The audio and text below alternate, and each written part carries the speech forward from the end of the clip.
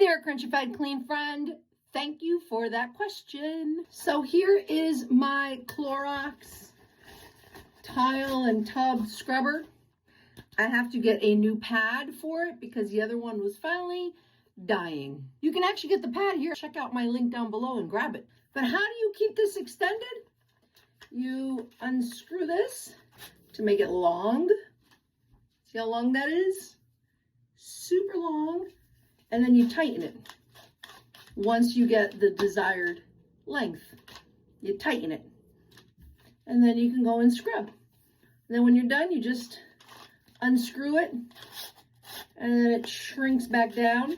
And then I like to tighten it again to make sure it doesn't come undone in my car. And there you have it.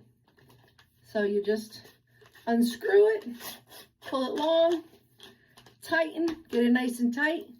And there you have it. Now you can use the Clorox tub and tile scrubber to scrub your tub. Hope that helps. Drop down some more questions down below. Check out many of my other videos here on my channel. And subscribe and like and comment and all that good stuff. Crunchy Cleaning by Kathy. Peace.